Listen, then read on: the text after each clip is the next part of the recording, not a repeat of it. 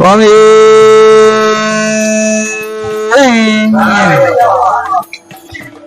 ஐயப்பன் வழிபாடு எதுக்கு? அதுக்கு முன்னாடி நம்ம முதல்ல தெரிஞ்சுக்க வேண்டியது இறை வழிபாடு எதுக்கு? எதுக்கு கடவுளை கும்பிடணும் அது முதல்ல தெரியணும். ஏன் கும்பிடுறோம் அது ரெண்டாவது தெரியணும். எப்படி கும்பிடணும் அது மூணாவது கேள்வி. ஏன், எதுக்கு, எப்படி, இத முதல்ல நீங்க உணர்ந்தீங்கனாலே ஆட்டோமேட்டிக்கா இறைவன் கிட்ட நீங்க போயிடுவீங்க. இன்னும் ஒரு படி மேல சொன்னா இறைவன் உங்ககிட்ட வந்துடுவார், நீங்க அவர்கிட்ட போக வேண்டாம். புல்மேடு படியேறி 12 மணி நேரம் நடந்து 1.5 மணி நேரம் கியூல நின்று வேண்டாம். அரை மணி நேரத்துல நீங்க கூப்பிட்ட தூரத்துல சைதாப்பேட்டையில உங்க வீட்டுல இருப்பார். ரைட்? திருமூலரோட வாக்கு இறையை தேடும் முன் இறையை தேடு. அந்த முதல்ல சொன்ன இறை வந்து சாப்பாடு. இந்த இறையை தேடுறதுக்கு முன்னாடி அந்த இறையை தேடு. இறையை தேடும் முன் இறையை தேடு. இது வந்து திருமூலரோட வாக்கு. ரைட்? இந்த திருமூலரோட வாக்குப்படி பாத்தீங்கன்னா அவர் சொல்றது என்னன்னா, முதல்ல சாப்பாடு. ஒரு நாளைக்கு 3 வேளை சாப்பாடை நம்ம தேடிட்டு இருக்கிறோம். காலையில தூங்கி எந்திரிச்சோடனே ஒரு பசி எடுக்கும். உடனே என்ன பண்ணுவோம், ஒய்ஃபு கிட்ட வந்து இட்லி இருக்கா தோசை இருக்கா, இல்ல அம்மா கிட்ட என்ன பண்ணுவோம், இன்னைக்கு என்னமா செஞ்ச. ரைட்? இதுக்கெல்லாம் முன்னாடி அவர் என்ன சொல்ல வர்றாருன்னா, உன்னோட பசிக்கு முன்னாடி இறைவனை தேடு. எதுக்கு தேடணும்? ஆண்டவா எனக்கு ஏன் இந்த பசியை கொடுத்த? ஒரு சின்ன ஒரு கால்குலேஷன், கண்ணை மூடிட்டு ஒரு 5 நிமிஷம் யோசிங்க. நம்ம யாருக்கும் பசி கிடையாது. இன்னையோட கடவுள் வந்து ஒரு அந்த மிஷினை ஆஃப் பண்றார், கம்ப்ளீட் ஆஃப் பண்றார். அதாவது நைட்டு சாப்பாடு, காலையில சாப்பாடு, மதிய சாப்பாடு தேவையில்லைன்னு வச்சுப்போம். சும்மா நான் என்ன பண்ணுவேன்னு நினைக்கிறீங்க? வேலைக்கு போக நினைப்பீங்களா? சட்டை வாங்குவேனா, துணி வாங்குவேனா, பக்கத்து வீட்டுல கடன் வாங்குவேனா, என் பிள்ளைய படிக்க வைப்பேனா? எதுவுமே தேவையில்லை. எனக்கு தான் பசியே இல்லையே. திருமூலர் முதல்ல சொல்ற விஷயமே என்னன்னா, இறையை தேடு. நான் ஏன் இங்க பிறந்தேன், ஏன்னா எதுக்காக இங்க வந்து நான் படைக்கப்பட்டிருக்கேன், என்னோட தேவை என்ன இந்த உலகத்துல, இதுக்கான கேள்வியை தேடுன்றாரு. அதுதான் அந்த இறை நிலை. இறைனா உடனே ஐயப்பா, அது வந்து ஐயப்பனா சொல்றாரா, அவர் வந்து முருகரை சொல்றாரா, அவர் வந்து பெருமாளை சொல்றாரா, அவர் சிவனை சொல்றாரா? இறைன்ற ஒரு வார்த்தைக்குள்ள எல்லா அர்த்தங்களும் அடங்கியிருக்கு. அந்த இறையை தேட சொல்றார், இறை நிலையை அடைய சொல்றார். நம்மளோட இந்து மதத்துல, நம்ம சனாதன தர்மத்துல இறையை அடையறதுக்கு 4 வகை உண்டு. சரிங்களா? சத்புத்திர மார்க்கம்னு ஒண்ணு இருக்கு, தசா மார்க்கம்னு ஒண்ணு இருக்கு, சகமார்க்கம்னு ஒரு இருக்கு, சன்மார்க்கம்னு ஒண்ணு இருக்கு. 4 வகையான மார்க்கத்துல நம்ம வந்து இறை நிலையை அடையலாம், இல்ல இறைவனை அடையலாம். சத்புத்திர மார்க்கம், இறைவனை வந்து அப்பாவா அம்மாவா, பெருமாளை வந்து சிவபெருமானை நிறைய பேர் பாத்தீங்கன்னா சிவன் கோயில்ல பாத்தீங்கன்னா அப்பா அம்மையே அப்பா ஒப்பின்லா மணியே அன்பினால் விளைந்த ஆறுயிரே. ரைட்? மாணிக்க வாசகர் அவர் வந்து அந்த மார்க்கத்துல இறைவனை தேடிட்டு இருந்தார். ரைட்? அடுத்தது சன்மார்க்கம், தசமார்க்கம். தசமார்க்கம் வந்து இறைவனை எஜமான, நீதான் காட், நீதான் பாஸ், நீ இல்லாம எதுவுமே கிடையாது. அப்பர் வந்து அந்த வகையில இறைவனை தேடினார். அப்பர் பெருமான், ஆண்டவா எல்லாமே நீதான் என்னோட எஜமான, நீ சொல்லு நான் செய்யறேன். சகமார்க்கம், ஃப்ரெண்டு, எனக்கு ஒரு ஃப்ரெண்டு, நான் என்ன கேட்டாலும் எனக்கு கொடுப்பார், அவர் என்ன கேட்டாலும் நான் கொடுப்பேன். சகமார்க்கம். இந்த நிலையிலையும் சித்தர்கள் வந்து இறைவனை தேடி நாடி போயிருக்காங்க. அடுத்த சன்மார்க்கம். சன்மார்க்கம் வந்து அப்படியே டோட்டலா குழந்தையாவே பாவிக்கிறது. மாணிக்க வாசகர் மாணிக்கவாசகர் வந்து சிவபெருமான் பார்வதி அவரை குழந்தையா பார்த்த மாதிரி அவரு வந்து சிவபெருமான குழந்தையா பார்ப்பாராம். இந்த 4 மார்க்கத்துல எப்படி வேணா இறைநிலையை அடையலாம். அது எந்த மார்க்கம், எந்த இறைவன் அப்படின்றது வந்து உங்களோட உள் உணர்வு சொல்லும். அந்த உள் உணர்வு சொல்றதை வச்சு அந்த மார்க்கத்துல அந்த இறைவனை நீங்க நாடி போனீங்கன்னா, இறையை தேடும் முன் இறையை தேடு. சரி, நம்ம ஐயப்பனை பாருவோம். இதுக்கெல்லாம் அப்பாற்பட்ட 4 வழிகள் தான் இந்த 4 மார்க்கங்கள். சத்புத்திர, தச, சக, சன்மார்க்கம். இந்த 4 மார்க்கத்துல தான் இறைவன். இது நீங்க எந்த வழி சொன்னாலும் இந்த 4 மார்க்கத்துக்குள்ள வந்து அடங்கிடும். நம்ம ஐயப்பனை இதுல எந்த மார்க்கத்திலையும் சேர்க்க முடியாது.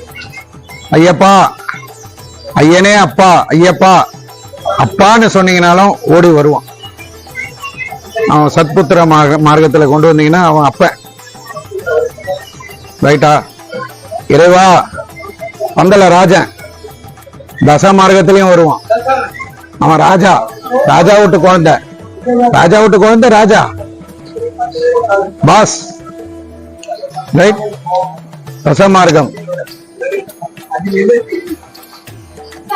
சக மார்க்கம் ஃப்ரெண்டு, பாவரோட ஃப்ரெண்டு. பாவர் போய் காலில் விழுந்தாரா, இவர் அவரோட காலில் விழுந்தாரா, 2 பேரும் ஃப்ரெண்டு. நீ ஃப்ரெண்டா வந்தாலும் உன்னை நான் பாப்பேங்கிறாரு, ரைட்.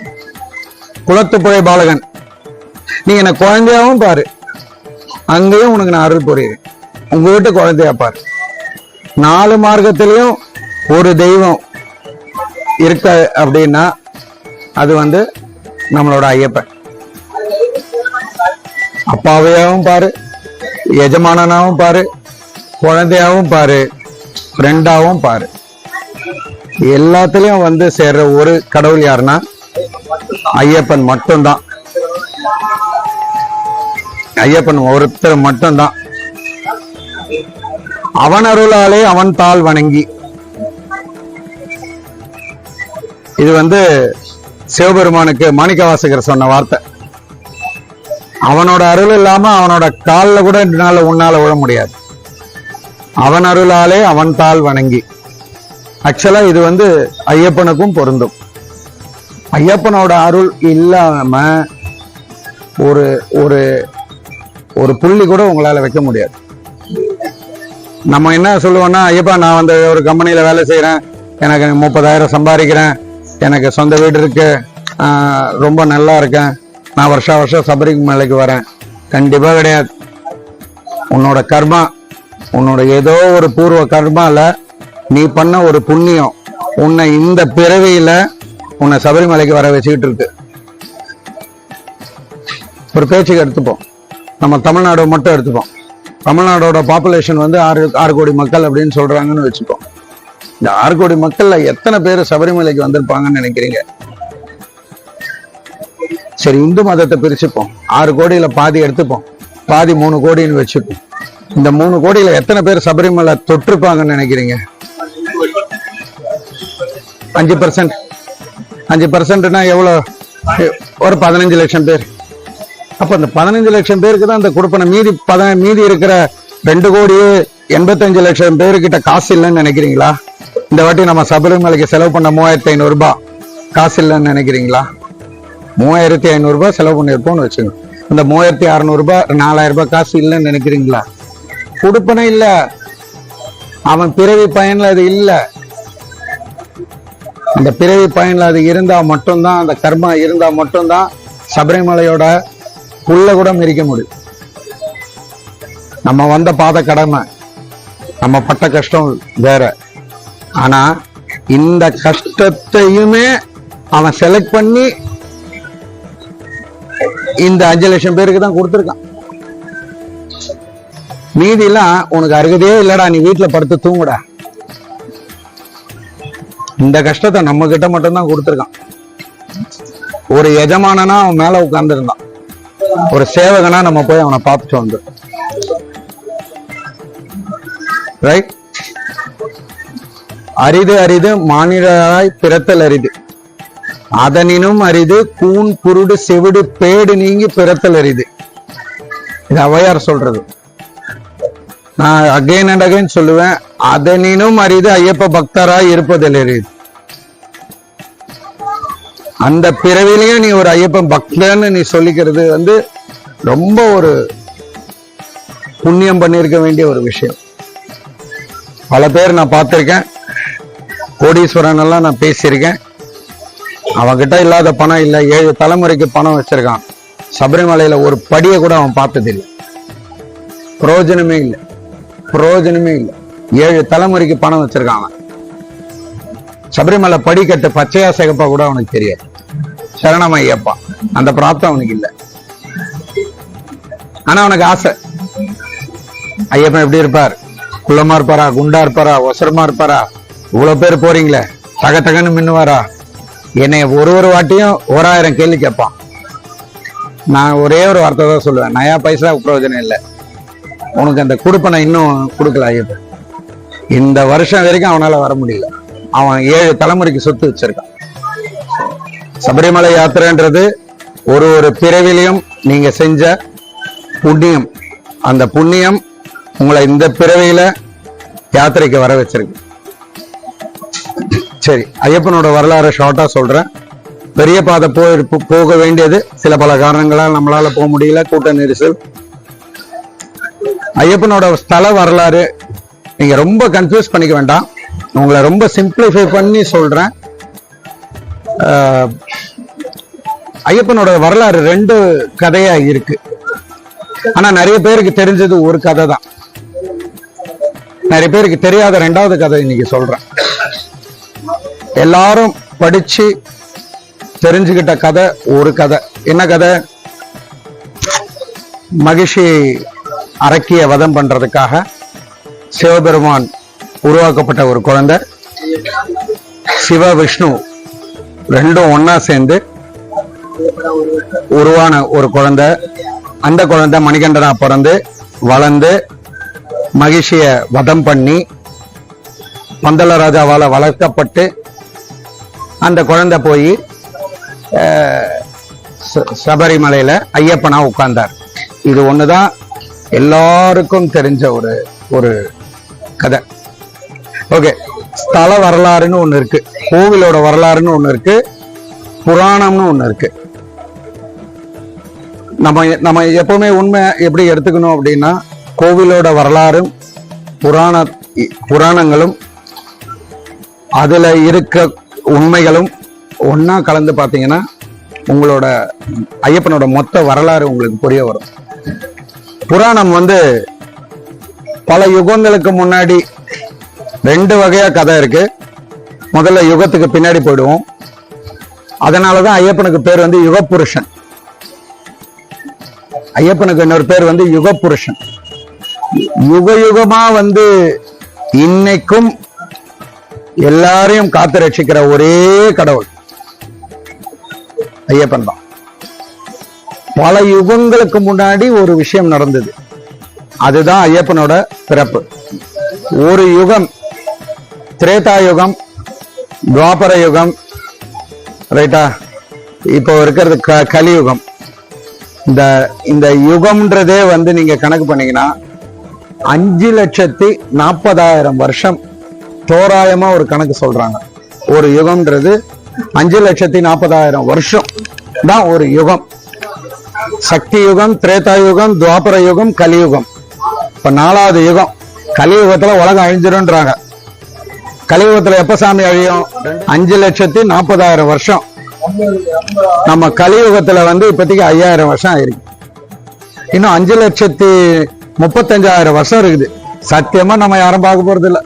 அதனால உலக அழியறதை பத்தி நம்ம பேசணும்னு அவசியமே கிடையாது. 5,35,000 வருஷம் முடிஞ்சவனே பகவான் கிருஷ்ணர் அவதரிப்பார். பூமி 2ஆகும். திருப்பி உலகம் அதோட சுழற்சியை மாற்றும். மறுபிறவி, மறுபடி உயிரினங்கள் பிறக்கும். சோ பல யுகங்களுக்கு முன்னாடி நம்மளுக்கு தெரிஞ்ச யுகம் இந்த 4, நல்லா புரிஞ்சுக்கங்க. அப்ப சுவாமி அப்ப சக்தி யுகத்துல வந்து ஐயப்பன் பிறந்தாரானா? இல்ல, அதுக்கும் முன்னாடி அவர் உருவாயிருக்கார். ஓகே, முதல்ல ஐயப்பன் யாருன்னு சொல்லிடுறேன். நீங்க நிறைய பேர் நிறைய கேள்விகள் கூட 2-3 இடத்துல கேட்டீங்க. அங்க என்ன சாமி சாஸ்தான்னு போர்டு போட்டிருக்க, நீங்க ஐயப்பான்னு சொல்றீங்களே? மூலன், ஆதி மூலம் சாஸ்தா. அவரோட பேர் வந்து சாஸ்தா. சாஸ்தா தான் ஐயப்பன். அதை கிளாரிஃபை பண்றதுக்கு உங்களுக்கு ஒரு விஷயம் சொல்றேன். திருப்பதியில பெருமாள் பாலாஜி ரைட்டா, நம்ம வீட்டு முனையில இருக்கிற ஒரு கிருஷ்ணர் கோயில், கிருஷ்ணன். அந்த பக்கம் போனாக்கா வந்து பரசுராமர், அவரு ஒரு அவதாரம். இவங்க எல்லாருமே பாத்தீங்கன்னா 9 அவதாரம் இருக்குது, தசாவதாரம். எல்லாம் ஒரே கடவுள் மகாவிஷ்ணு. மகாவிஷ்ணுவோட அவதாரம் தான் ஒரு யுகத்துல ஒரு வகையா வந்து பிறந்து வளர்ந்து இந்த உலகத்தை காப்பாத்திருக்காரு. அதேதான் சாஸ்தா. நீங்க உங்களை ரொம்ப சிம்பிளா புரிய வைக்கிறேன். சாஸ்தாவோட ஒரு அவதாரம் தான் இப்ப நம்ம வணங்கிட்டு இருக்கிற ஐயப்பன். சாமி, நான் கிருஷ்ணரை கும்பிடுறேன், வீட்டுல வந்து நான் வந்து விஷ்ணு படம் வச்சிருக்கிறேன். கரணம் ஐயப்பா, ரெண்டுமே ஒண்ணுதான். விஷ்ணு மூலம், கிருஷ்ணர் அவரோட ஒரு அவதாரம். திரேதாயுகத்துல அவர் வந்த அவதாரம், அவ்வளவுதான். அவருதான் இவரு, இவருதான் அவரு. சாஸ்தாவோட கடைசி அவதாரம் தான் ஐயப்பன். சாஸ்தாவோட மூலம் இருக்குல்ல, அவரு பிறந்த பிறப்பு இருக்குல்ல, அதுதான் நம்ம கேட்டுக்கிட்டு இருக்கிற கதை. அதாவது மகாவிஷ்ணு வந்தாரு, சிவபெருமான் வராரு, அரக்கி இருக்கா, 2 பேரும் வந்து சேர்றாங்க. அதுல ஒரு உருவாகிற ஒரு குழந்தை பிறக்குது. அதுல மணிகண்டன். அந்த மணிகண்டன் பேர் வச்சு அரக்கிய வதம் பண்றாரு. அவர் போய் சன்னிதானத்துல உட்கார்றாரு. இது வரைக்கும் உண்மை. சன்னிதானத்துல போய் உட்கார்றாரு, இது வரைக்கும் உண்மை. இதுல ராஜா வரல, ராணி வரல, தலைவலின்னு போய் படுத்த ராணி கிடையாது, புலிப்பால் தேடிக்கிட்டு வந்த கடவுள் கிடையாது. இது புராணத்துல நடந்த கதை. உங்களுக்கு நல்லா புரிஞ்சுக்கங்க. ஐயப்பன் வந்து பிறந்தது யுகம். ஆனா இப்ப நீங்க போய் பார்த்துட்டு வர்றது ஒரு அரண்மனை. அப்ப அந்த அரண்மனை வந்து 5 யுகமாவா அங்க இருக்குன்னு நினைக்கிறீங்க? ஐயப்பன் வச்சிருக்கிற கத்தி ஆபரணம் இப்ப நம்ம கொண்டு வந்து பந்தல ராஜா கொண்டு வந்து வைக்கிறாரு. அப்ப 5 யுகமா அந்த பந்தல ராஜா, அந்த மன்னர் வந்து இன்னும் பாதுகாத்துக்கிட்டு அந்த நகையை கொண்டு வந்து போடுறாங்க. சாஸ்தா ஸ்வரூபம் யுக புருஷன். அவர் வாழ்ந்து அவரோட இது வந்து அந்த யுகத்துல மறைஞ்சிருச்சு. அதே சாஸ்தா கலியுகத்துல ஒரு குழந்தையா பிறக்கிறார். அது எங்க பிறக்கிறார்? அதுதான் பந்தளத்துல. தெய்வஸ்வரூபமா தானா தோன்றினார் பல யுகங்களுக்கு முன்னாடி. அதே பேட்டர்ன்ல அதே மாதிரி ஒரு குழந்தை உருவாகுது இந்த கலியுகத்துல. யாரு? ராஜசேகரன்ற ஒரு ராஜா, குழந்தை இல்லாம தவிச்சிட்டு இருக்கிற ஒரு ராஜா, கடவுளை வேண்டிட்டு இருக்கிற ஒரு ராஜா காட்டு பக்கத்துல போகும்போது பம்பை நதிக்கரையில ஒரு குழந்தை அழுகுது. அந்த குழந்தை தெய்வ குழந்தை. ஐயப்பன் பிறக்கும் போது அவரோட கழுத்துல ஒரே ஒரு மணி இருந்தது. அது சிவபெருமான் வந்து அவரோட கையில வச்சிருந்த ஒரு மணி. சிவபெருமான் கையில ஒரு மணிக்கட்டுல, இந்த மணிக்கட்டுல ஒரு மணி இருக்கும். சிவனோட சொரூபத்துல அது உண்மை. அவர் என்ன பண்ணார்? அவர் தான் குழந்தை அங்க வந்தவனே அந்த குழந்தைக்கு பாதுகாப்பா அவரோட கையில இருக்கிற மணிக்கு அவுத்து அந்த குழந்தையோட கழுத்துல கட்டிட்டு போறார். உனக்கு எதனா வேணும்னா உங்க அப்பா பாத்துக்க மாட்டாரா? அம்மா பாத்துக்க மாட்டாங்களா? அவங்க அப்பா அந்த குழந்தைய பாத்துக்கினார். அந்த குழந்தைய எடுத்த உடனே அந்த மணியை பார்த்ததுனால அவருக்கு என்ன பேர் வைக்கிறதுன்னு தெரியல. அந்த குழந்தை அவ்வளவு அழகா இருக்கு. ராஜா கையில எடுத்த உடனே முதல்ல அவர் பார்த்தது மணின்றதுனால இது இந்த இடத்துக்கு பேரு கண்டம். கண்டம், கழுத்துல பேரு கண்டம். மணி ஒரு கண்டத்துல இருந்ததுனால மணிகண்டன் பெயர் காரணம். சபரிமலை யாத்திரையில, சபரிமலை சன்னிதானத்துல, சபரிமலை வரலாற்றுல எதை எடுத்தீங்கனாலும் ஒரு காரணம் உண்டு. காரண பெயர் தான் மணிகண்டன். ஐயப்பனுக்கு பேரு காரண பெயர் தான். இல்லைன்னா அவருக்கு வேற எதனா பேர் வச்சிருந்திருப்பாங்க. அந்த மணியே கண்டத்துல இருந்ததுனால ஒரு மணிகண்டன். நீங்க எதோ ஒன்னா எடுங்க, சபரிமலையில எந்த கேள்வி ஒன்னாலும் கேளுங்க, அதுக்கு ஒரு காரணம் இருக்கும். அந்த காரணத்தை தெரிஞ்சுக்கிட்டீங்கன்னா அதை ரசிக்கலாம், அனுபவிக்கலாம். காரணம் தெரியலன்னா அது கடமையாயிடும். என்ன சாமி பண்ணணும், அங்க போய் ஊதுவத்தி கொளுத்தணும், அங்க போய் தேங்காய் போடணும், அப்புறம் சாமி வீட்டுக்கு போகணும். சாமி ஏன் சாமி அங்க ஊதுவத்தி போட்ட, தெரியல ஐயப்பா. அங்க ஏன் சாமி தேங்காய் போட்டேன், என் குருசாமி சொன்னார் ஐயப்பா, சரணம் ஐயப்பா. அவனால அதோட உண்மை தெரியல, அவனை உணர முடியல, ஆத்மார்த்தமா அவன் அந்த விஷயத்த செய்யல. அவன் கடமையா செஞ்சுட்டு வீட்டுக்கு போறான். தெரிஞ்சுக்கிட்டீங்க, ரசிச்சு செய்வீங்க. ஓ இதுதான், இதுக்காகவா, அப்ப நான் இதை இன்னும் கொஞ்சம் நல்லா செய்யணுமே, அடுத்த வாட்டி சிறப்பா செய்யணுமே, இந்த வாட்டி கொஞ்சம் டைம் இல்ல, அடுத்த வாட்டி இதுக்காகவே நான் இன்னும் கொஞ்சம் எக்ஸ்ட்ராவா செய்யணுமே அப்படின்னு ரசிச்சு செய்வீங்க.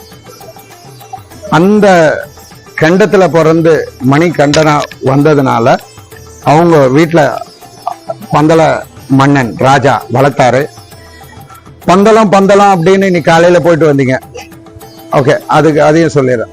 அந்த இடத்தோட பேர் அதுக்குமே காரணம் உண்டு. அந்த இடத்தோட பேர் பந்தலம் இல்ல, பத்ம கமலம். பத்ம கமலம். இந்த பத்ம கமலம் தான் மருவி, பெயர் மருவி பந்தலமா இன்னைக்கு கூப்பிட்டு இருக்கோம். பத்ம கமலம்.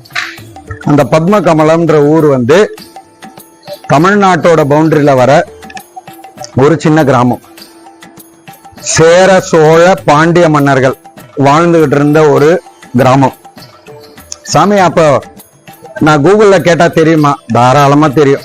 கூகுள்ல போட்டீங்கன்னா பாண்டிய மன்னர்கள் எப்போ ஆண்டாங்கன்னு பாத்தீங்கன்னா, அப்ப ஆண்ட டைம்ல பிறந்த ஒரு ஒரு பரமாத்மா தான் நம்மளோட ஐயப்பன்.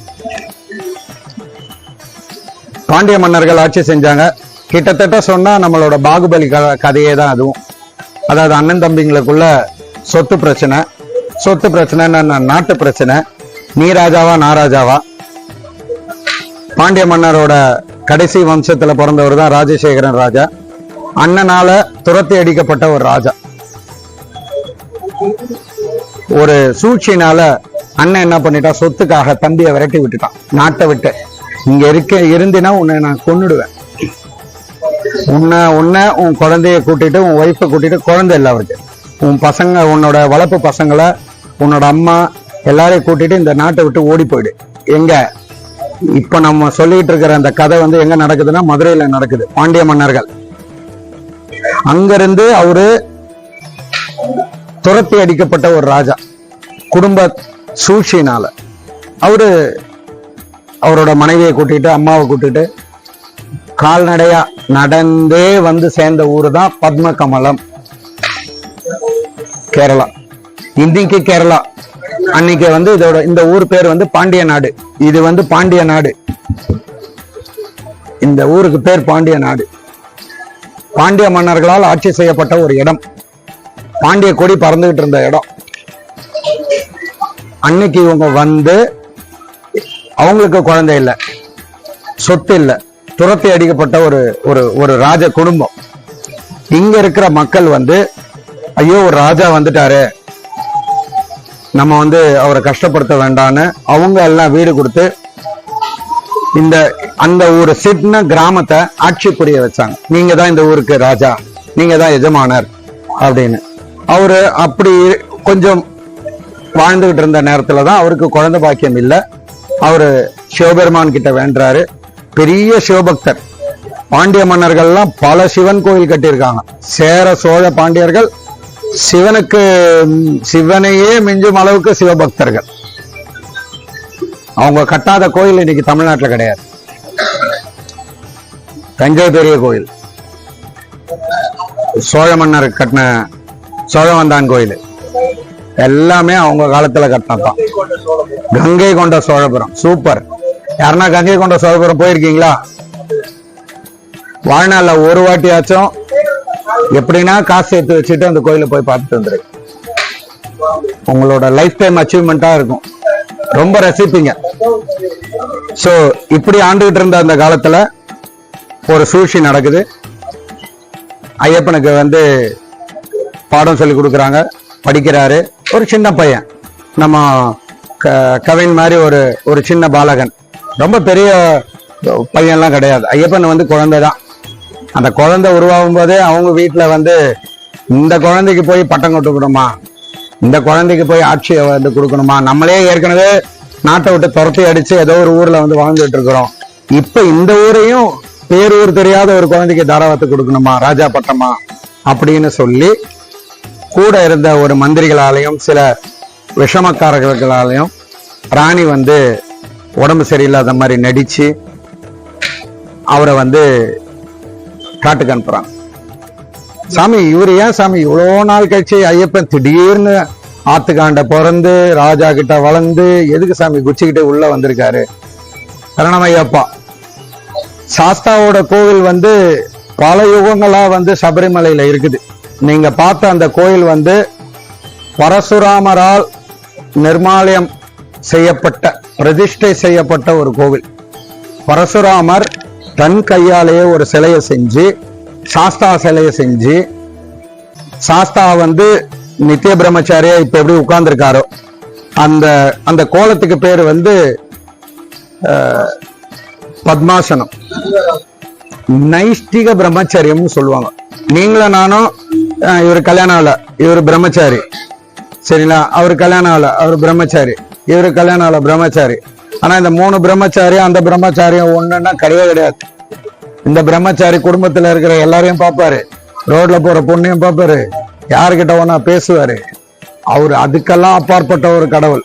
அந்த பிரம்மச்சரியத்துக்கு பேர் வந்து நைஷ்டிக பிரம்மச்சரியம்னு பேரு. ஐயப்பன் வந்து நைஷ்டிக பிரம்மச்சாரி. சாஸ்தா அமர்ந்த கோலமே அந்த கோலம் தான். சோ அந்த கோவில் பல யுகங்களா வந்து பல கொள்ளையர்களால சூறையாடப்பட்டு, உடைக்கப்பட்டு, நெருப்பால எரிக்கப்பட்டு அந்த கோவில் அழிஞ்சிருச்சு. கடவுளுக்கே கோபம் வரும்ல ஒரு கட்டத்துல, என்னடா சும்மா வந்து என்னோட கோவிலை வந்து நீங்க தொந்தரவு பண்ணிட்டே இருக்கீங்க. அதனால அவர் அவதாரம் எடுக்கிறார். திருப்பி எப்படி எடுக்கிறாரு? இந்த பாண்டிய மன்னனோட குழந்தையா உருவாகி மணிகண்டனாகி, அந்த குழந்தை வந்து புலிப்பால் கொண்டு வரேன்னு சொல்லி அம்மா கிட்ட சொல்லி நடிச்சு காட்டுக்கு போய், இதோட இன்னொரு போர்ஷனுக்கு வரேன். அந்த பக்கம் கடவுள், இந்த பக்கம் இப்ப ஒரு மனுஷன், ஒரு ராஜா.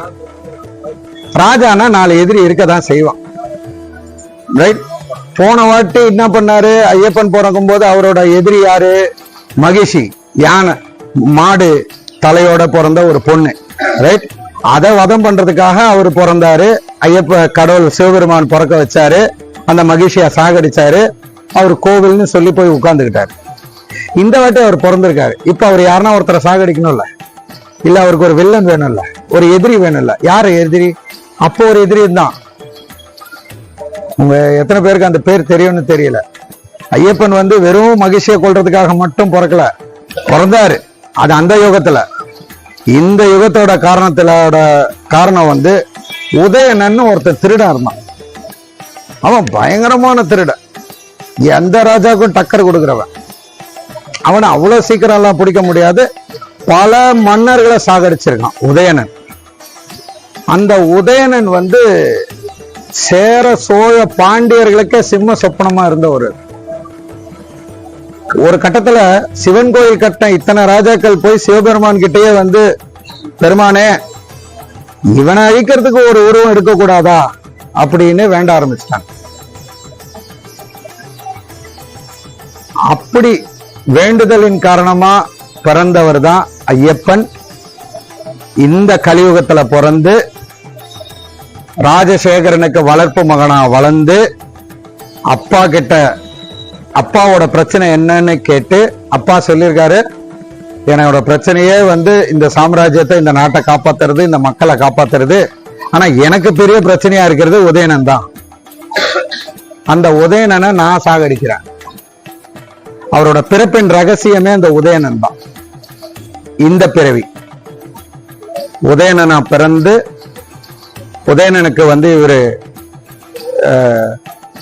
வதம் செய்யறதுக்கு பிறந்து, அந்த உதயணனை காட்டுக்குள்ள சண்டை போட போறார். அப்படி போகும்போது நார்மலா இப்ப நம்ம யாருன்னா ஒருத்தர் கிட்டனா பேசுறதுக்கோ சண்டைக்கோ பேச்சுவார்த்தைக்கோ போகும்போது நம்ம என்ன பண்ணுவோம்? 4 ஃப்ரெண்ட்ஸை கூப்பிட்டுப்போம். அப்படி கூப்பிட்ட ஃப்ரெண்ட்ஸ் தான் வந்து, அப்படி கூப்பிட்ட சில சாம்ராஜ்யங்கள் வந்து இன்னைக்கும் நம்ம வழிபாடுல இருக்கு. நீங்க அதெல்லாம் ரொம்ப உன்னிப்பா கவனிச்சீங்கன்னா அந்த பேர் ஏன் வந்தது, இந்த பேர் எதுக்காக வந்ததுன்னு நீங்க தெரிஞ்சுக்க முடியும். வாபரன் ஒரு ராஜா இருந்தான், பக்கத்து நாட்டு சிற்றரசன்.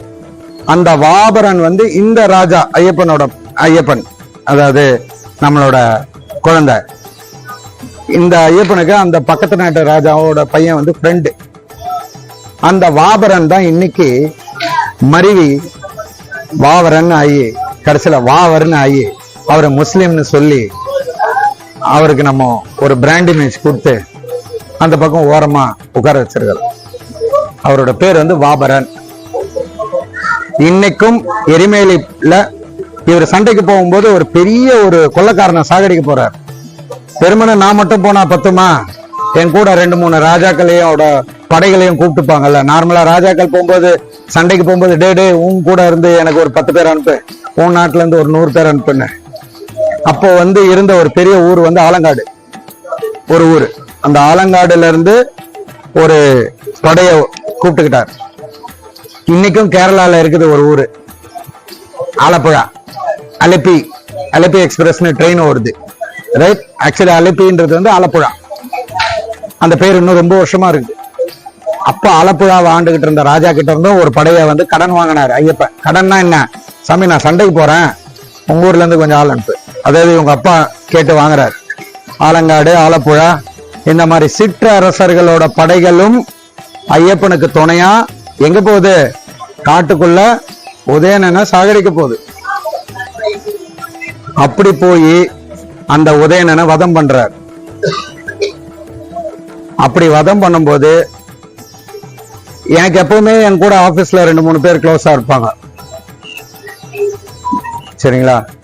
நான் எதனா சொன்னேன்னா உடனே செய்வாங்க. என்னோட ஜூனியரு, அதனால எனக்கு செய்வாரு. நான் அவருக்கு சீனியர்ன்றதுனால செய்வாரு. ஒருவேளை நான் ஜூனியரா இருந்தா அவருக்கு செய்வேன், சரியா? இந்த மாதிரி ஐயப்பன் கூட 2 ஜூனியர் இருந்தாங்களாம். கூப்பிட்ட உடனே தம்பி என்ன வேணும், லோவரம்பாரு, அதான் எடுத்துன்னு வரேன். அந்த மாதிரி ஒரு 2-3 பேர், அதாவது அவரோட வெல் விஷர், ரைட்? ஒரு கட்டத்துல ஃப்ரெண்டு மாதிரியும் பிளஸ் ஒரு பக்கம் அவங்களோட ராஜா விட்டு குழந்தை ராஜா வலது கை இடது கை அவங்க கூட போனாங்க காட்டுக்குள்ள. அவங்க யாருன்னு நான் சொல்றேன். காட்டுக்குள்ள போறாங்க, ஐயப்பன் போறாரு, வதம் பண்றாரு, உதயணனை வதம் பண்றாரு. புலி மேல ஏறி, போன வாட்டி எப்படி சாஸ்தாவா ஆனாரோ இந்த வாட்டி புலி மேல ஏறி தேவர்கள் புலியாக மாறினாங்க. புலினா புலி மேல எல்லாம் ஏறல சாமி. அவர் போய் ஓடி போய் 2 புலிய புடிச்சு உட்கார்ந்தாரா அப்படிலாம் கேட்காதீங்க. அவர் கடவுள். அவர் எப்போ அந்த அவரோட பிறப்போட ரகசியத்தை முடிச்சாரோ அடுத்த செகண்ட் தேவர்கள் அவருக்கு பக்கத்துல புலியா மாறி நின்னுட்டாங்க. அந்த தேவர்கள் மேல அவர் உட்கார்ந்து அந்த புலியா நாட்டுக்குள்ள வந்தார். வந்த உடனே அவரோட பிறப்பின் ரகசியம் அவங்க அப்பாவுக்கு தெரிஞ்சிருச்சு. சாமி நீ கடவுள், உன்னை தெரியாம பையன் நான் வாடா போடா கூப்பிட்டுட்டேன், உனக்கான மரியாதை நான் கொடுக்கலன்னா என்னை மன்னிச்சிரு. பரவாயில்லப்பா, உங்களுக்கான மரியாதை என்னைக்கு நான் கொடுப்பேன். நீங்க தான் என்னோட அப்பா, இந்த பிறவியில நீங்க தான் என்னோட அப்பா சொல்லிட்டு, எனக்கான இடம் இது இல்ல, எனக்கான கோவில் அங்க இருக்கு. ஏற்கனவே உடைக்கப்பட்டு சிதைக்கப்பட்ட கோவில், பரசுராமரால் பிரதிஷ்டை செய்யப்பட்ட கோவில், நிர்மாலயம் செய்யப்பட்ட கோவில் காட்டுக்குள்ள இருக்கு. அந்த காடு யாருக்குமே தெரியாது. அந்த காடு அவ்வளோ அடர்ந்த காடு. அப்படியா? அப்பா கேக்குறாரு எங்க இருக்கு, நான் காமிக்கிறேன், என் கூட வாங்க சொல்லி ஒரு அம்பு எடுத்து எய்தார். இங்க கேட்ட கேள்வி, அம்பு எடுத்து எய்தார். எங்க சாமி இருக்கு அந்த கோவில்? நான் சொல்றேன், இதே நாட்டு உன்னோட நாட்டு எல்லைக்குள்ள ஒரு காட்டுக்குள்ள அந்த கோவில் இருக்கு. ராஜாக்கே தெரியல அப்படி ஒரு கோவில் அங்க இருக்குன்றது. அப்ப அந்த அம்பை எடுத்து எய்யும் போது அந்த அம்பு போய் விழுந்துதான். அந்த அம்பு போன பாதையில பின்தொடர்ந்து பல சோல்ஜர்ஸ் சேவகர்கள் போய் பார்த்தா அந்த காட்டுக்குள்ள ஒரு கோவில் இருக்கு, பாழஞ்சு இருக்கு. அந்த கோயிலை பார்த்துட்டு சொல்றாரு, இதுதான் என்னோட இருப்பிடம், நீ நான் இங்கதான் இருப்பேன். அப்போ இவருக்கு என்ன நினைக்கிறாரு, தான் கூட பேசுறது கடவுள்ன்றது அப்பாக்கு தெரியல. அப்பா பிள்ளையா தானே பாப்பாரு. ராஜா எப்படி ராஜா அந்த காட்டுக்குள்ள சாப்பிடுவ, எப்படி ராஜா நீ இருப்ப. அவரு சிரிச்சிட்டு நான் போறேன், என்னை பின் தொடர்ந்து வாங்கன்னு சொல்லிட்டு அவர் போகும்போது அவருக்கு உண்டான பொருளை எடுத்துக்கிட்டார் கையில. அவர் எடுத்த பொருள் அவருக்கு சாப்பிடுறதுக்கான தேவைக்கான பொருளை முன்னோட பின்னாடி முடியிலையும் பின்பக்கம் பையில வச்சுக்கிட்டாரு. அவர் அங்க ஒரு கோவில், அங்க ஒரு சிவலிங்கம் இருந்தது. அந்த லிங்கத்துக்கு பூஜை செய்யறதுக்காக நெய், தேங்காய், கற்பூரம் இதெல்லாம் தேவையான பூஜை பொருட்கள்லாம் முன்னாடி வச்சுக்கிட்டார். வச்சு கட்டிக்கிட்டார். என் சுமைய நான் சுமக்கிறேன் அப்படின்னு சொல்லி அந்த மூட்டை எடுத்து தலையில வச்சுக்கிட்டார்.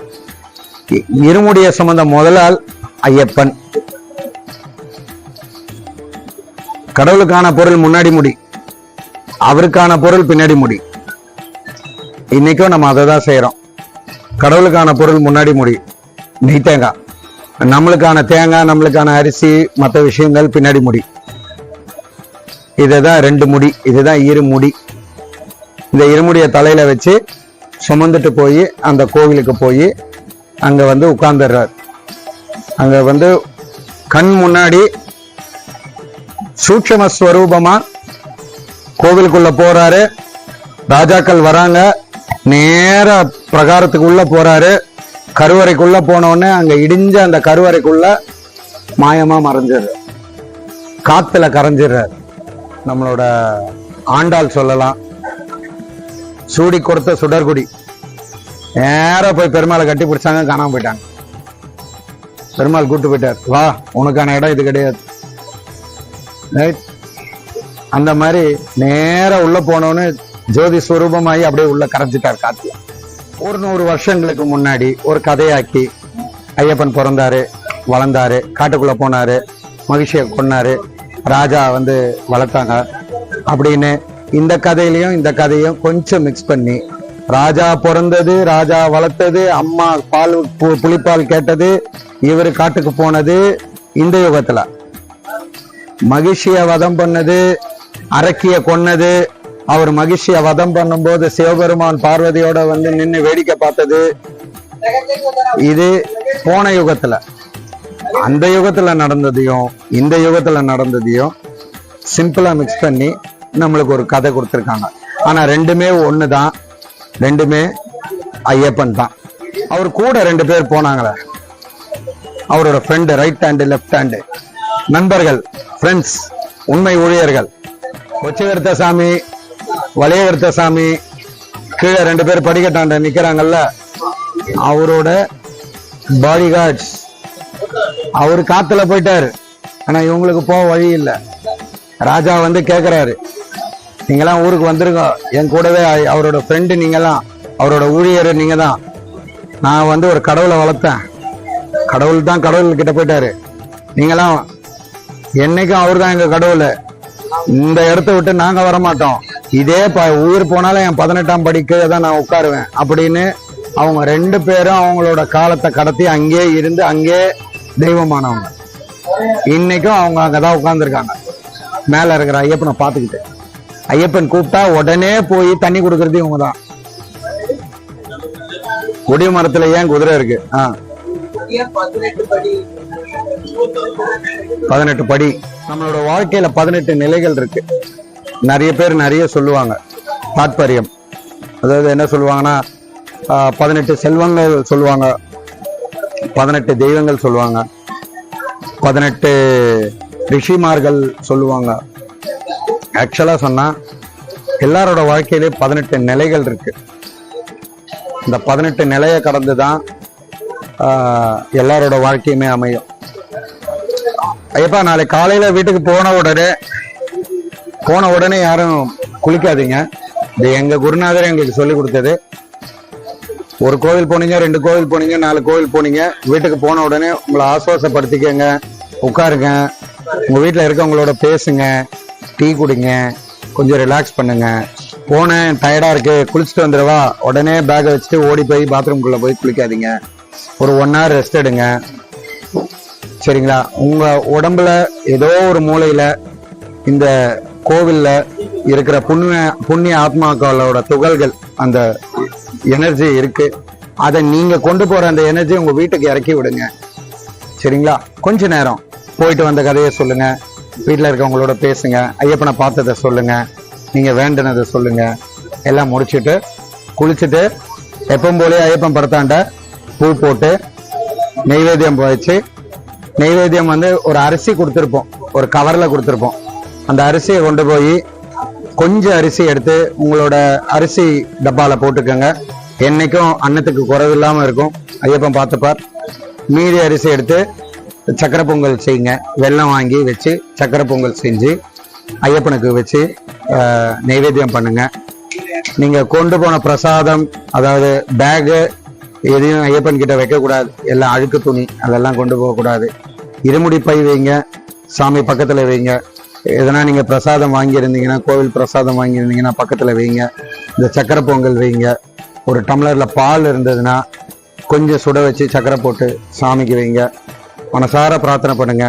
டெய்லி நீங்க சொல்ற அதே 108 சரணம் சொல்லணும். ரைட்? அதே பூஜை பண்ணணும்.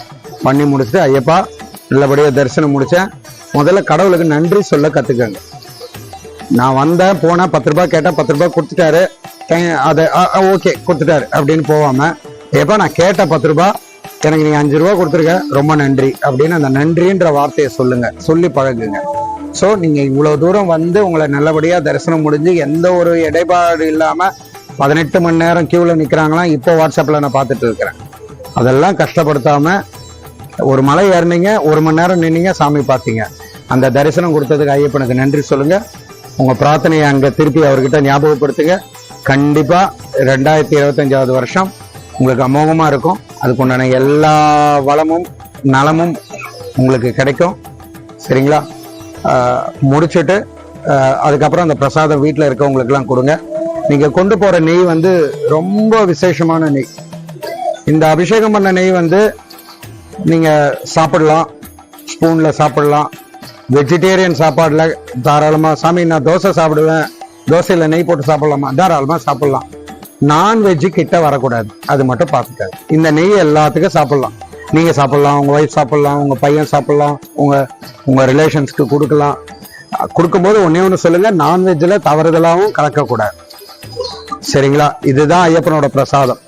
யார் நெய்த்தங்காய் கொடுத்தாங்களோ அவங்களுக்கு இந்த பிரசாதத்தை கொண்டு போய் கொடுங்க. யார் உங்களுக்கு மணி கட்டி விட்டாங்களோ அவங்களுக்கு இந்த பிரசாதத்தை கொடுங்க. ஏன்னா அவங்க விரதத்துல இருப்பாங்க, அவங்க விரதம் முடிக்கணும். அதனால இத பிரசாதத்தை சாப்பிட்டுட்டு மறுநாள்ல இருந்து அவங்களோட விரதத்தை அவங்க முடிச்சுக்கலாம். நாளைக்கு நீங்க போறீங்க, நாளைக்கு பிரசாதம் கொடுக்குறீங்க, சாப்பிட்டுட்டாங்க, சாமி நான் மத்தியானமே நான்வெஜ் சாப்பிடலாமா, சரணமையப்பா வேண்டாம், நாளை மறுநாள் சாப்பிட சொல்லுங்க. உங்க வீட்டுல ஐயப்பன் படம் இருக்கிற வரைக்கும் நான்வெஜ் மற்ற விஷயங்கள் சேர்க்காதீங்க. சொல்றேன், நைவேத்தியம் வச்சு பிரசாதம் பண்ணி வச்சுட்டு எல்லாம் பண்ணி ஐயப்பனை பயபக்தியோட நீங்க அந்த ஐயப்பனோட படத்தை எடுத்து நீங்க வணங்கிட்டு ஆசீர்வாதம் வாங்கிட்டு நீங்க உங்களோட மாலையை அம்மா கையில கழட்டிக்கலாம். யாரெல்லாம் அம்மா இருக்காங்களோ அவங்க வந்து அம்மா கையால உங்களோட மாலையை கழட்டிடலாம்.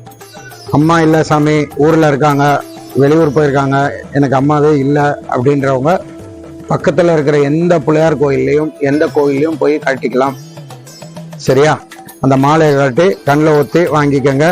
உங்களோட விரதத்தை முடிச்சுக்கோங்க. இதுக்கு வந்து இதெல்லாம் வந்து இந்த தலைமுடி, இந்த தாடி, மீசை இதெல்லாம் நான் வந்து விரதத்துக்காக வச்சது. இது அப்படியே நான் ஸ்டைல் ஆக்கி ஃப்ரெஞ்சு பேர்டு வச்சுக்கிட்டு நாளைக்கு ஆஃபீஸ் போகக்கூடாது. ரைட்? தப்பு. இதை நான் வச்சேன்னா இதை நான் எடுத்துடணும். ஸோ இதை மாலையை கழட்டினதுக்கு அப்புறம் ஹேர் கட் பண்ணுங்க, ஷேவ் பண்ணுங்க, எல்லாம் பண்ணுங்க. பண்ணிட்டு உங்களோட நார்மல் லைஃபுக்கு வாங்க.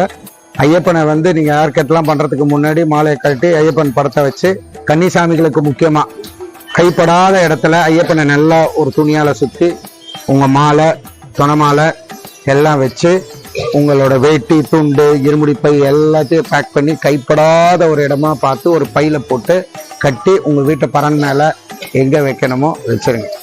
அதாவது எல்லா நாளும் நம்ம சுத்தமா இருப்போம்னு தெரியாது, எல்லா நாளும் நான் நல்லவனா இருப்பேனான்றது எனக்கு தெரியாது. அவரு நல்லவர், அவர்கிட்ட போகும்போது நம்ம கரெக்டா இருக்கணும். அதனால அவரை வந்து அந்த தியான நிலைக்கு கொண்டு போயிடுங்க. ரைட். சுவாமி ஐயப்பா நம்ம ஒரு சாமி சொன்ன சொல்லுங்கப்பா. சுவாமியே குருசாமிக்கு ஒரு சாமி சொன்ன சொல்லுங்கப்பா.